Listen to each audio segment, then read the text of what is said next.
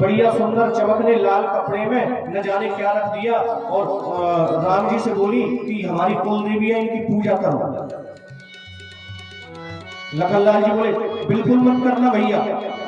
राम जी बोले हम क्यों करें तुम्हारी कुल देवी की पूजा? तो सखिया बोली विवाह में की जाती है। राम जी बोले हम नहीं करते, हमारे यहाँ नहीं की जाती। तो सखिया बोली तुम्हें कैसे पता कि विवाह में कुल देवी की पूजा नहीं की जाती? आज से पहले तुम्हारा विवाह हुआ है क्या कभी? राम जी बोले ये तो फूलपट्टी भी जानती है। सखिया बोली जितने भी अवतार हुए हैं तुम्हारे, कमठ मीन सूकर नर हरि, कहीं कछुआ का रूप लेकर के आए, कभी मछली बन करके आए, कभी सूअर बन के आए, कभी नरसिंह बन करके आए। विवाह तो पहली बार हो रहा है, फिर तुम्हें कैसे पता? लेकिन क्या करे, सासू मां खड़ी तो ज्यादा हास परिहास नहीं हो पा रहा। सखिया कहती है कि लाला थोड़ा रुक जाओ, हम सब पोल पट्टी तुम्हारी खोलेंगे धीरे धीरे। सासू मां चली जाए। इतने में थोड़ी देर में सासू मां चली गई। जैसे कि राम जी की सासू मां गई, अब सखियों ने कहना प्रारंभ किया। यहां पर सखियों ने राम जी को गारी गा के सुनाई। तो देखिए जनकपुर वासियों में ही सामर्थ्य है कि राम जी को गाली दे सके, अन्यथा कोई राम जी को गाली नहीं देता। कौन दे सके? सखियां कहने लगी नहीं चले चला सासों के पास में लगा, नहीं चले चला, नहीं चले चला सासों के पास में लगा, नहीं चले चला, नहीं चले चला सासों के पास में लगा, नहीं चले चला, नहीं चले चला सासों के पास में लगा, नहीं चले। पलंग पे बैठ गए चारों सुकुमार, पलंग पे बैठ गए चारों सुकुमार, पलंग पे बैठ गए चारों सुकुमार, पलंग पे बैठ गए चारों सुकुमार।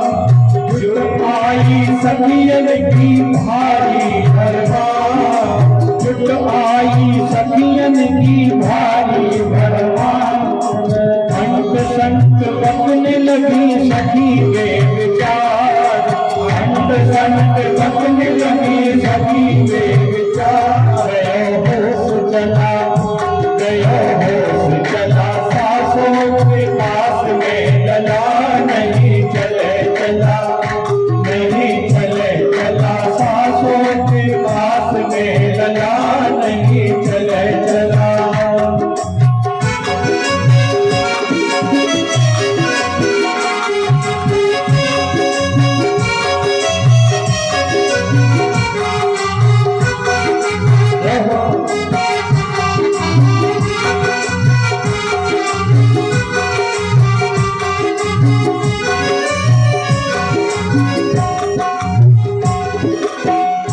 भगवान की सारे भगवान से हास परिहास करने लगी, कहने लगी भगवान से कि सुनो श्री राम जी, आपकी एक बहन थी और वो आपकी जो बहन बाबा के साथ में भाग गई, या बाबा जी बहन को लेकर के भाग गई, या बहन बाबा जी को भाग गई। बोले बात कुछ ऐसी है। वास्तव में भगवान की एक बहन थी जो कि श्रृंगी ऋषि को ब्याई गई थी। कहने लगी हैं सखियां सारे, कह तो लगे बाबा के बहना से नैन, कह तो लगे बाबा के बहना से नैन, कह तो लगे बाबा के बहना से नैन, कह तो लगे बाबा के बहना से नैन, के भागी बाबा को ले तुम्हारी बहन, के भागी बाबा को ले तुम्हारी बहन। कहो कब मिले है चैन, कहो गला चला, कहो गला चला सासों के पास में लला, नहीं चले चला, नहीं चले चला सासों के पास में लला, नहीं चले सुना। लखनलाल जी कहने लगे भैया भैया बोले देखो जी हमारी बहन के विषय में क्या क्या बातें कह रही हैं। राम जी ने उनको डांटा, बोले लखन चुपचाप हो जाओ। बोले ये ससुराल का मामला है, यहाँ सारेजों में सालियों में जीजाओं में हाथ प्रयास चलता रहता है, चुपचाप बैठे रहो, जो कह रही हैं कहती रहने दो उनको। बोले बात भी सही है। फिर इसके बाद में भगवान की सारे जो और कहने लगी, बोले सुनो, बोले अवधपुरी की स्त्रियों के विषय में भी बोले हमने कुछ सुना है। लखनलाल जी कहने लगे लो भैया, बोले जी तो अब हमारी माताओं के विषय में कहने लगी भगवान की सारे कि बोले अवधपुरी की स्त्रियों के विषय में ऐसा सुना है कि जब उनको पुत्र पैदा करना हो, पुत्री पैदा करनी हो, अर्थात संतान पैदा करनी हो, तो बोले पिता की आवश्यकता नहीं है, खीर खाई और बोले बेटे बेटियां पैदा हो जाती हैं। बोले ऐसी हमने सुनी है, क्योंकि हमारे सभी लोग जानते हैं कि राम लक्ष्मण भरत शत्रुघ्न सभी का जन्म खीर से हुआ। वशिष्ठ जी ने जो यज्ञ किया, खीर निकली, उस सभी को तीनों रानियों ने खाया और चारों भैयाओं का जन्म हुआ। तो कहने लगी सखियां, अवधपुरी तिरियन की ऐसी करतूत, अवधपुरी तिरियन की ऐसी करतूत, अवधपुरी तिरियन की ऐसी करतूत, अवधपुरी तिरियन की ऐसी करतूत, खीर खा के पैदा कर लेती है पूत, खीर खा के पैदा कर लेती है पूत, खीर खा के पैदा कर लेती है पूत, खीर खा के पैदा कर लेती है पूत। अपने पति को न छूट ऐसे जाए लला, ऐसे जाए लला, सासों के पास में लला, नहीं चले चला, नहीं चले चला, सासों के पास में लला, नहीं चले चला, नहीं चले चला, सासों के पास में लला, नहीं चले चला। जो लखनलाल जी ने इतना सुना, लखनलाल जी मन ही मन गुस्सा होने लगे। बोले भैया आप भले ही चुपचाप बैठे रहो, मुझसे सहन नहीं होगा। बोले देखो हमारी माताओं के बारे में, हमारी बहना के बारे में बोले ये क्या क्या कह रही हैं। बोले आप बैठे रहो, मुझे इनका जवाब देने दो। तो लखनलाल जी तिलमिला करके उठ खड़े हुए। लखनलाल जी कहने लगे कि बोले संसार की ऐसी रीति है कि माता पिता के बिना कोई पैदा नहीं होता। अरे भले हम अपनी माता से पैदा तो हैं, लेकिन तुम्हारे यहाँ तो बोले ना माँ की जरूरत ना पिता की जरूरत, खेत में हल जोतो और बिटियां पैदा कर लो। सभी लोग जानते हैं कि जानकी जी का जन्म कैसे हुआ, जब जनक जी ने खेत में हल चलाया और जानकी जी घरे से उत्पन्न हुई। तो लखनलाल जी कहने लगे माता पिता बिना कोई पैदा ना हो, माता पिता बिना कोई पैदा ना हो, माता पिता बिना कोई पैदा ना हो, माता पिता बिना कोई पैदा ना हो। तुमरे तो बिटिया भाई खेत जोत जो, तुमरे तो बिटिया भाई खेत जोत जो, हाँ तुमरे तो बिटिया भाई खेत जोत जो, तुमरे तो बिटिया भाई खेत जोत जो। ऐसो हमरे ना हो हसे राम लला, हसे राम लला, सासों के पास में लला, नहीं चले चला, नहीं चले चला, सासों के पास में लला, नहीं चले चला, नहीं चले चला, सासों के पास में लला, नहीं चले चला, नहीं चले चला, सासों के पास में लला, नहीं चले चला, नहीं चले चला, सासों के पास में लला, नहीं चले चला, नहीं चले चला, सासों के पास में लला, नहीं चले चला, नहीं चले चला, सासों के पास में लला, नहीं चले चला। बोलो चारों भैयन की जय। इस प्रकार कुंवर कलेवा हुआ। कुंवर कलेवा में ऐसा सुना है कि दूल्हा जो मांगे वो मिल जाता है। तो राम जी बोले हम कुछ मांगना चाहते हैं। सरेजा बोली बड़े भाग्य मांगिए, जो मांगोगे वो पूरा करेंगे। राम जी बोले पूरा करना पड़ेगा? बोले हाँ। तो राम जी बोले कि जनक भवन के शोभा जैसी, ग्रह ग्रह प्रतिपुर देखिए तैसी। जैसी जनक भवन की शोभा है, जैसे मंडप आपके आंगन में गड़े हुए हैं, मैं हर घर में वैसे मंडप देखना चाहता हूँ। मतलब मेरे साथ जितने भी कुंवारे आए हैं सबका विवाह देखना चाहता हूँ। तो जनक जी ने जब अपनी बहुओं से ऐसा सुना कि राम जी ये मांग रहे हैं, तो जनक जी ने देर नहीं लगाई। जितने भी कुंवारे आए थे सबका विवाह कर दिया। जस रघुवीर विवाह विधि बरनी, सकल कुंवर ब्याहे तेहि करनी। सारे कुंवर जितने भी आए थे सबका विवाह कर दिया। पूरी मिथिला नगरी प्रफुल्लित है, हर्षित है।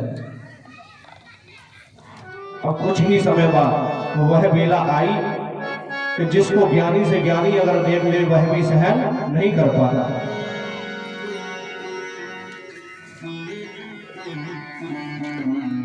जैसे ही सूचना मिली कि बहुत दिन व्यतीत हो गए हैं, अब हमें जाना चाहिए, विदा के लिए जैसे ही सूचना आई, तो जनक जी महाराज जो निर्गुण ब्रह्म के उपासक थे, जो सदैव ब्रह्म की उपासना में लगे रहते थे, उनका हृदय, मैया का हृदय, सखियों का हृदय, इनकी कौन कहे पशु पक्षियों का हृदय बिलखने लगा।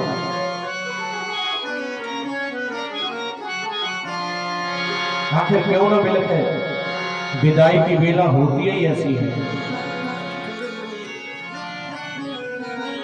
सब संकोच में पड़ गए। सखियां कहने लगी कि जिस जानकी के साथ हमने पूरा बचपन बिताया, आज जानकी हमें छोड़कर चली जाएगी, पता नहीं कब मिले। क्योंकि देखो, दो सखियां जब एक गांव में होती हैं, विवाह होता है तो एक कहीं चली जाती है, कहीं चली जाती है। अब जरूरी नहीं कि दोनों एक ही टाइम अपने गांव में आए। अब आगे मिलना हो भी पाएगा कि नहीं हो पाएगा, कोई भरोसा नहीं। सब बिलखने लगे।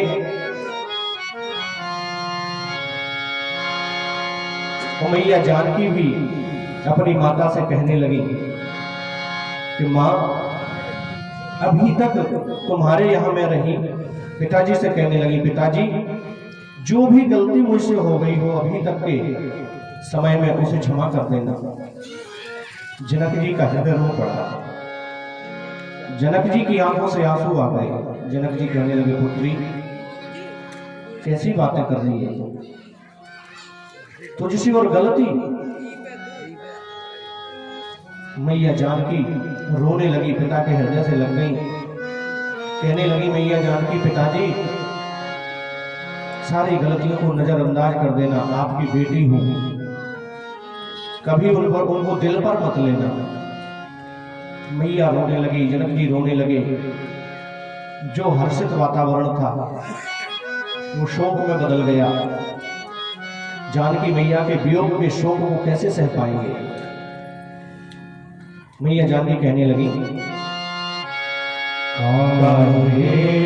तो ब्याही देश रे सोन बाबोल मोरे,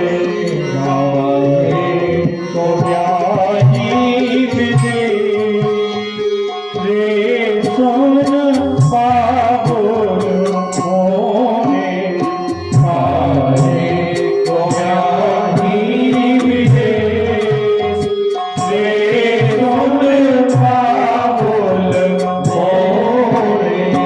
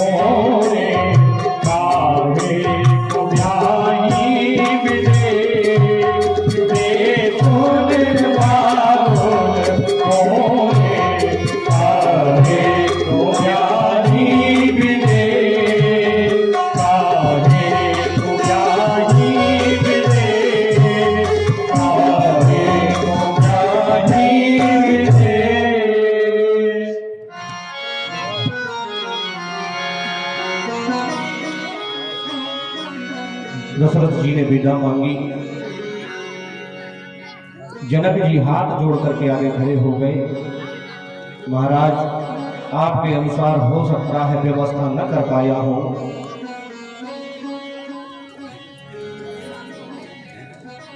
हमें स्वीकार करना। दशरथ जी की आंखों में आंसू आ गए। दशरथ जी कहते हैं, महाराज कैसी बातें करते हैं, हम लेने वाले हैं, आप देने वाले हो, वो देने वाला सदैव बड़ा होता है। मैया ने सीता जी को, उर्मिला जी को, कीर्ति मैया को, मांडवी मैया को सुंदर शिक्षा प्रदान करी। सदैव अपने सास ससुर की सेवा करना, अपने पति के मति के अनुसार आपको चलना है। पति रुख आयुष, पति रुख लख आयुष अनुसरे हो। पति का रुख देख करके आपको कोई कार्य करना है।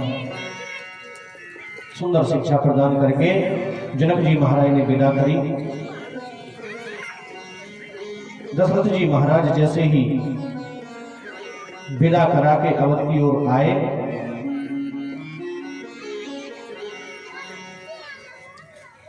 तो वाल्मीकि रामायण में, अन्य आर्ष ग्रंथों में वर्णन आता है कि मार्ग में परशुराम जी मिले। तुलसीकृतमानस में परशुराम जी का वर्णन पहले ही था, जो कल आपने सुना था। जैसे ही अयोध्या में आए, बड़ा स्वागत हुआ। महलों में प्रवेश किए तो दशरथ जी ने सबसे पहली बात एक ही कही रानियों से, बधू लड़किनी पर घर आई, राखो नयन पलक की नाई। इनको बहू में मत समझना, इनको बेटी की तरह रखना। दूसरे घर से आई हैं, जब बेटी ब्याह करके दूसरे घर में जाती हैं तो माहौल समझने में कुछ समय लगता है, और हम चाहते हैं कि आते ही पूरा कारभार सब संभाल ले। उसे समय लगता है, हो सकता है किसी को महीना भर, 2 महीना, 4 महीना, 1 साल लग जाए। किसका स्वभाव कैसा है, नए घर से आई है, एकदम अचानक आकर के पूरा भार नहीं सहन कर सकती। तो आज की परंपरा बड़ी विचित्र हो गई है। माताएं आते ही सारा भार सौंप देती हैं, चाबी छोड़ करके पूरा काम का भार सौंप देती हैं। चाबी नहीं दूंगी, काम पूरा करना पड़ेगा, चाबी मेरी ही कमर में रहेगी। ऐसा भी नहीं होना चाहिए।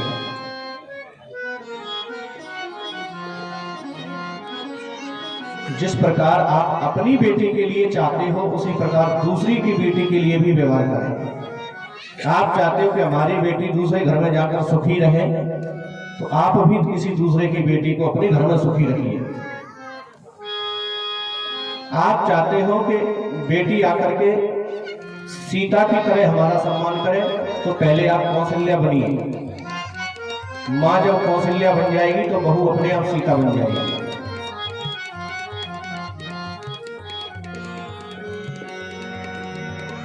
और बहू को भी चाहिए कि अपने माता पिता छोड़कर, भाई को छोड़कर, बहन को छोड़कर के दूसरे के घर में आई तो इतना प्रेम लुटा दे, इतना प्रेम लुटा दे कि वो बेटी मानने पर मजबूर हो जाए।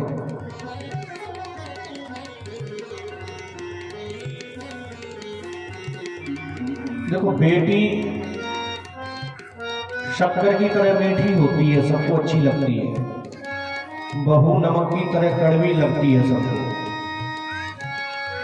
लेकिन शक्कर के बगैर काम चल जाता है, नमक के बगैर काम नहीं चलता। इसलिए बेटी को, बहू को बेटी मान करके घर में व्यवहार करें। यहां पर अयोध्या में जैसे ही चारों बहुएं आई, तुलसीदास जी ने बालकांड के अंतिम दोहे में लिखा, सिय रघुवीर विवाहु जे, सप्रेम गावहि सुनहि, तिन कहूँ सदा उछाहु, मंगलायतन राम जसु। अंतिम सूर था जो भगवान श्री राम जानकी के विवाह को गाएगा, उनका हृदय सदैव प्रसन्न रहेगा, उनके दुख सदा के लिए दूर हो जाएंगे। यहां से कथा प्रवेश करती है अयोध्या कांड में। अयोध्या कांड में बाबा गोस्वामी जी ने 3 श्लोक लिखे। देखिए, आज अयोध्या कांड की कथा शुरू हो रही है। पहले ही बता दूं आपको, भूल कर भी मां कैकेयी को दोष मत देना कि कैकेयी ने राम को वनवास भेजा। कैकेयी ने बिल्कुल राम को वनवास नहीं भेजा। राम जो चाहे सोई होई, राम जो चाहते हैं वही होता है।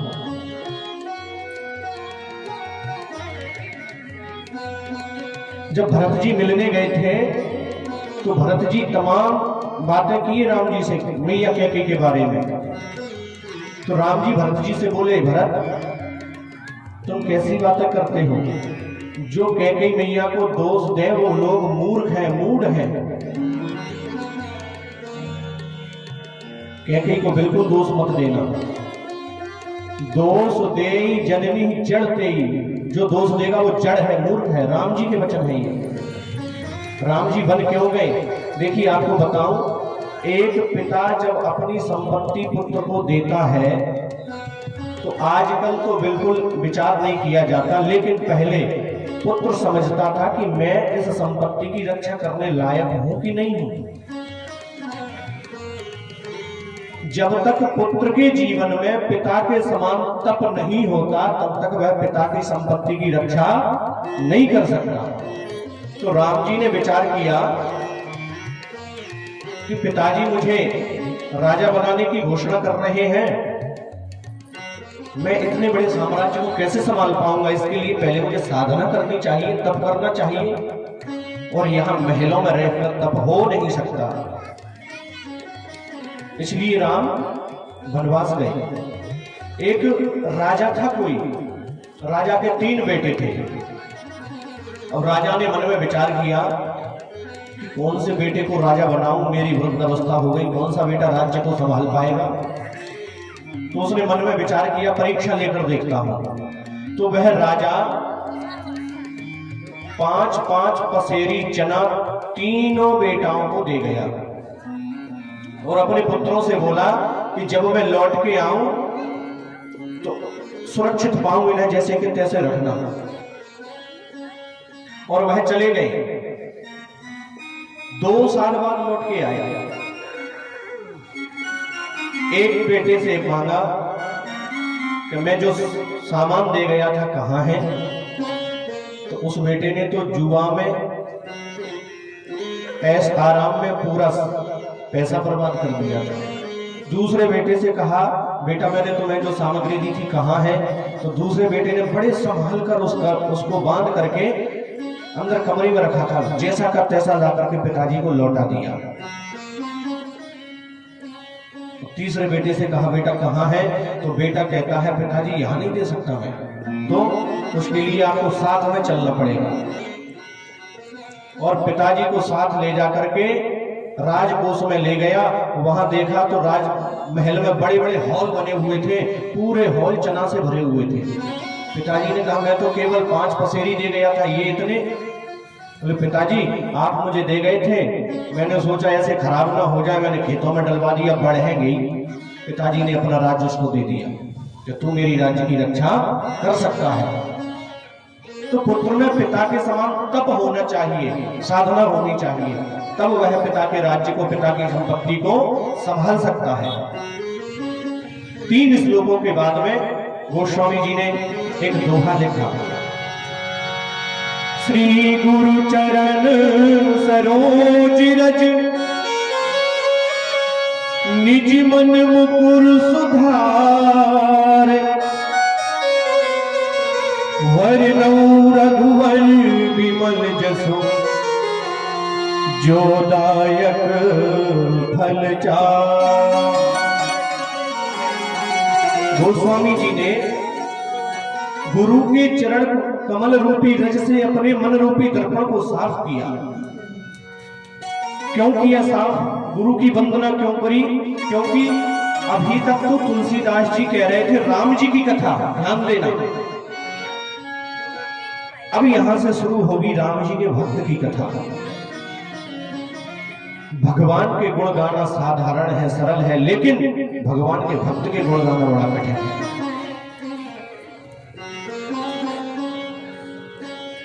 और गोस्वामी जी ने इस दोहे के बाद में जिन चौपाइयों को लिखा, मैं कहता हूं अगर इन चौपाइयों का पाठ हर घर में रोज किया जाए तो कभी धन संपत्ति की कमी नहीं रहेगी, कभी उस व्यक्ति के काम नहीं रुकेंगे।